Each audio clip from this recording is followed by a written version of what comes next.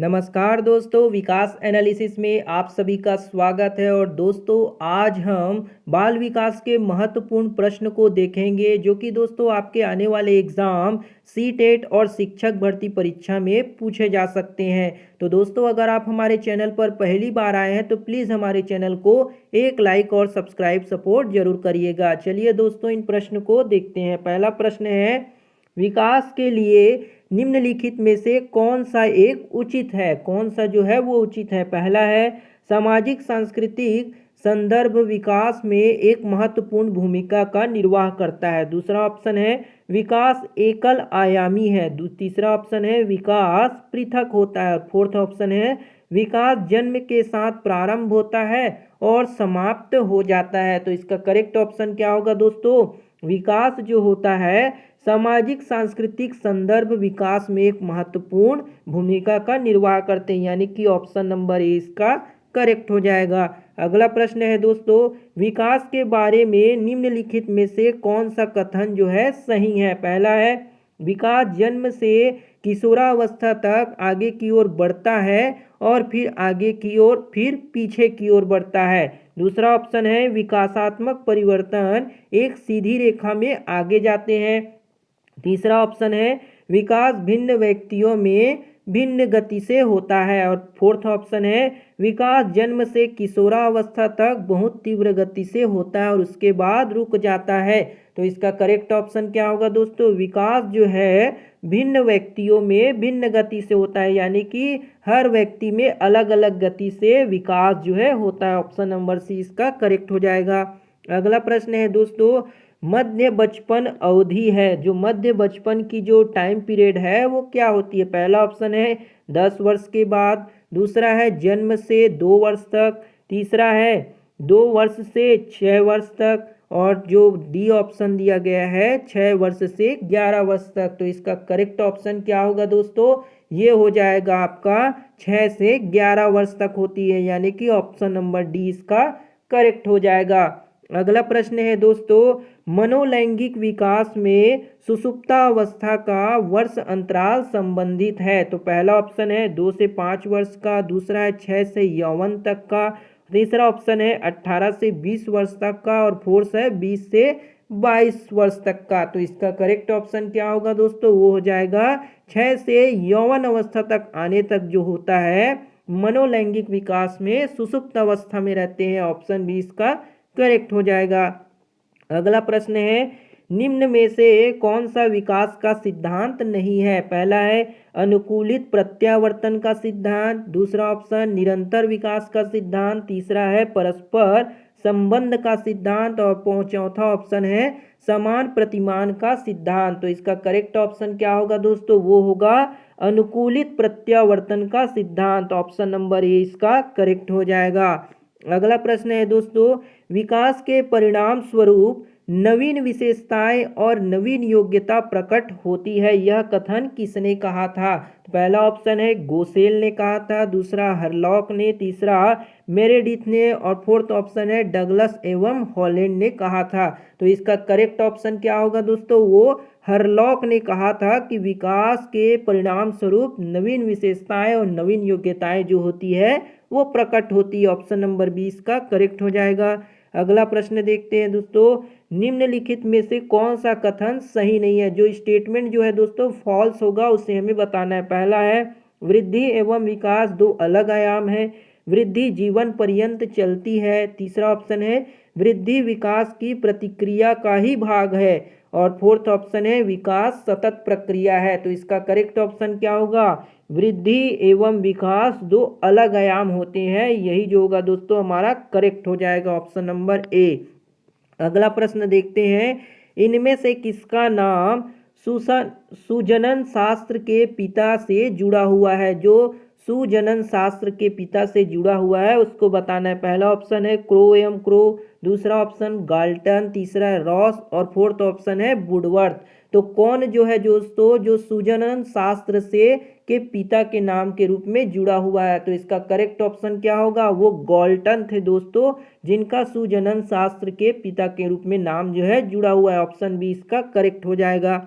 अगला प्रश्न है, खाली स्थान के अलावा निम्नलिखित कारणों से खेल युवा बच्चों के विकास में एक महत्वपूर्ण भूमिका निभाती है। पहला ऑप्शन है वे अपने शरीर पर निपुणता प्राप्त करते हैं, यह उनकी इंद्रियों को उत्तेजित करता है। तीसरा ऑप्शन है यह समय बिताने का एक सुखद तरीका है। और फोर्थ ऑप्शन है ये नए कौशल हासिल करते हैं और सीखते हैं कि उन्हें कब उपयोग किया जाए। तो इसका करेक्ट ऑप्शन क्या होगा दोस्तों, वो हो जाएगा यह जो है समय बिताने का एक सुखद तरीका है। तो करेक्ट ऑप्शन क्या होगा, इसका ऑप्शन नंबर सी जो होगा करेक्ट हो जाएगा।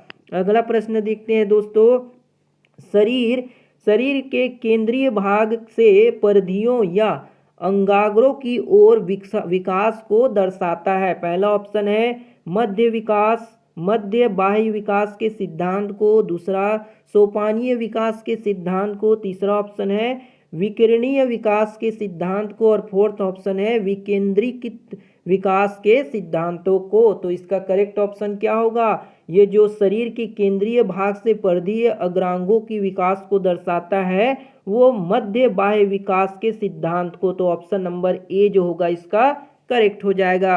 अगला प्रश्न है दोस्तों, निम्न में से कौन सी बाद की बाल्यावस्था के बौद्धिक विकास की विशेषता नहीं है। पहला है विज्ञान की काल्पनिक कथाओं में अधिक रुचि लेती हैं, बढ़ती हुई तार्किक शक्ति, तीसरा है भविष्य की योजना में सूझबूझ और फोर्थ ऑप्शन है काल्पनिक भयों का अंत। तो इसका करेक्ट ऑप्शन क्या होगा दोस्तों, वो हो जाएगा भविष्य की परियोजना यानी कि योजना की सूझबूझ होने लगती है। तो ऑप्शन नंबर सी इसका करेक्ट हो जाएगा।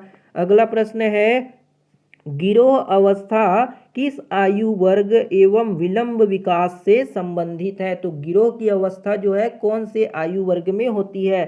पहला है 3 से 6 वर्ष एवं भाषा, दूसरा है 8 से 10 वर्ष एवं समाजीकरण, तीसरा जो है 6 से 19 वर्ष एवं नैतिकता और फोर्थ ऑप्शन है 16 से 19 वर्ष एवं संज्ञानात्मक। तो इसका करेक्ट ऑप्शन क्या होगा दोस्तों, 16 से 19 साल तक होते हैं और वो क्या होती है, नैतिकता होती है। ऑप्शन नंबर सी इसका करेक्ट हो जाएगा। अगला प्रश्न है, निम्न में से कौन सा फ्लैंडर की अंतःक्रिया विश्लेषण प्रणाली से संबंधित नहीं है। पहला छात्र कथन, अभिभावक कथन, तीसरा शिक्षक कथन और चौथा है मौन रहना। तो इसका करेक्ट ऑप्शन क्या होगा, वो होगा अभिभावक का कथन। ऑप्शन नंबर 20 का करेक्ट हो जाएगा। अगला प्रश्न है दोस्तों, निम्न में से कौन सी बाल्यावस्था की एक विशेषता नहीं है। बाल्यावस्था की जो विशेषता नहीं है उसे बताना है। पहला है सामूहिक की प्रबलता, दूसरा जिज्ञासा की कमी, तीसरा है अभिवृत्ति में स्थिरता और चौथा है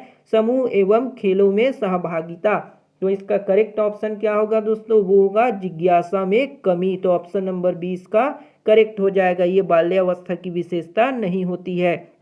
अगला प्रश्न, निम्न में से कौन सा वृद्धि और विकास का प्रथम चरण है। कौन जो है वो वृद्धि एवं विकास का प्रथम चरण होता है। पहला शारीरिक विकास, दूसरा सामाजिक विकास, नैतिक विकास और चौथा ऑप्शन है मानसिक विकास। तो इसका करेक्ट ऑप्शन होगा दोस्तों शारीरिक विकास जो होता है वृद्धि और विकास का प्रथम चरण होता है। ऑप्शन नंबर ए इसका करेक्ट हो जाएगा। अगला प्रश्न देखते हैं दोस्तों, निम्नलिखित में से कौन सा कथन बालक विकास के सिद्धांत के बारे में गलत है। जो बालक के विकास के सिद्धांत के बारे में जो गलत है उसके बारे में हमें बताना है। पहला ऑप्शन है विकास एक निश्चित और पूर्व अनुमानित प्रारूप में होता है, दूसरा है विकास आनुवंशिक और वातावरण का उत्पाद है, तीसरा है सभी व्यक्ति उनके विकास में समान होते हैं और फोर्थ ऑप्शन है विकास समाकलन के सिद्धांत पर कार्य करता है। तो इसका करेक्ट ऑप्शन क्या होगा दोस्तों, वो हो जाएगा सभी व्यक्ति उनके विकास में समान होता है, यानी कि ऑप्शन नंबर सी इसका करेक्ट हो जाएगा। अगला प्रश्न देखते हैं दोस्तों, चालक विकास की दर में व्यक्तिगत विभिन्नताएं होती हैं, फिर भी चालक विकास का क्रम खाली स्थान से खाली स्थान तक होता है। पहला है शीर्षगामी और अधोगामी, दूसरा है अधोगामी शीर्षगामी और तीसरा है अपरिष्कृत यानी कि स्थूल चालक विकास और परिष्कृत सूक्ष्म चालक विकास। फोर्थ ऑप्शन है परिष्कृत सूक्ष्म चालक विकास और अपरिष्कृत सूक्ष्म चालक विकास। तो इसका करेक्ट ऑप्शन क्या होगा दोस्तों? इसका करेक्ट ऑप्शन हो जाएगा अपरिष्कृत स्थूल चालक का विकास और परिष्कृत सूक्ष्म चालक विकास। तो ऑप्शन नंबर सी इसका करेक्ट हो जाएगा। अगला प्रश्न देखते हैं दोस्तों, वह अवधि जो वयस्कता से संक्रमण की पहल करती है उसे क्या कहते हैं? जो वयस्कता से संक्रमण की पहल को जो है दोस्तों बताती है उसको हम क्या कहेंगे? पहला किशोरावस्था, मध्य बाल्यावस्था, पूर्व क्रियात्मक अवधि, बाल्यावस्था की समाप्ति। तो इसका करेक्ट ऑप्शन क्या होगा दोस्तों? तो वो हो जाएगा आपका किशोरावस्था। क्या होता है? किशोरावस्था। ऑप्शन नंबर ए इसका करेक्ट हो जाएगा। अगला प्रश्न देखते हैं, निम्नलिखित में से कौन विकास के व्यापक आयामों का सही पहचान करता है? पहला है शारीरिक, संज्ञानात्मक, सामाजिक और संवेगात्मक। दूसरा ऑप्शन संवेगात्मक, बौद्धिक, आध्यात्मिक एवं स्व। तीसरा ऑप्शन है शारीरिक, व्यक्तित्व, आध्यात्मिक एवं संवेगात्मक। फोर्थ ऑप्शन है सामाजिक, शारीरिक एवं व्यक्तित्व एवं स्व। तो इसका करेक्ट ऑप्शन हो जाएगा दोस्तों, वो होगा शारीरिक होगा, संज्ञानात्मक, सामाजिक और संवेगात्मक, यानी कि ऑप्शन नंबर ए जो होगा दोस्तों वो विकास के व्यापक आयामों को पहचान करने में मदद करता है। ऑप्शन नंबर ए जो होगा करेक्ट हो जाएगा। अगला प्रश्न है, निम्नलिखित में से कौन सा विकास का सिद्धांत नहीं है? जो विकास के सिद्धांत नहीं है उसे हमें बताना है। व्यक्ति अलग अलग गति से विकास करते हैं। दूसरा है विकास तुलनात्मक रूप से क्रमिक में होता है। विकास समय के साथ धीरे धीरे घटित होता है।